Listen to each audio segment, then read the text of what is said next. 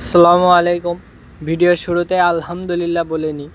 আলহামদুলিল্লাহ বলার কারণ হচ্ছে যে ফজরের নামাজ পর ভিডিওর থাম্বনেল দেখে বুঝতে পারছেন যে আসলে বরকতময় ফজর, মানে ফজরের নামাজ পর কোরআন তেলাওয়াত করে যে গরুর জন্য ঘাস কাটা আনতে যেয়ে যে প্রতিদিন এরকম প্রকৃতির যে একটি সৌন্দর্য উপভোগ করা যায়, যারা সকালে ওঠে না তারা কখনো এই জিনিসটা বুঝবেন না।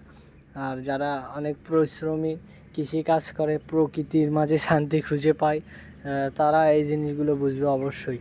কারণ এই ফজরের নামাজ পর প্রকৃতির দৃশ্যটা এত সুন্দর থাকে, প্রকৃতি যে বলার ভাষা নাই। প্রতিদিন আমরা ফজরের নামাজ পর যাই গরুর জন্য ঘাস কাটতে।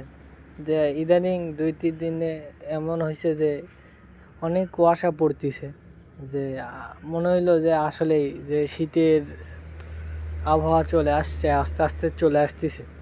তাই সবাইকে বলি, শীত গরম সবই আমাদের জন্য আল্লাহ নিয়ামত হিসেবে দান করছেন। আমরা নিয়ামত পেয়ে সকলে আল্লাহর শুকরিয়া আদায় করব। আলহামদুলিল্লাহ, মাশাআল্লাহ বলে শুকরিয়া আদায় করব। সবাই এই প্রাকৃতিক যে মানে যা কিছু আছে সব নিয়ে শুকরিয়া আদায় করার চেষ্টা করব।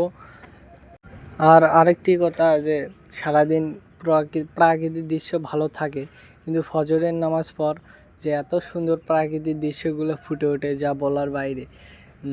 যে কুয়াশাগুলো দেখতে অনেক, ভিডিওতে কেমন দেখা যাচ্ছে জানি না, কিন্তু বাস্তবে অনেক প্রাণ জুড়িয়ে যায় আমাদের। সকালে সকালে সবাই ভালো থাকবেন, সুস্থ থাকবেন, আল্লাহ হাফেজ।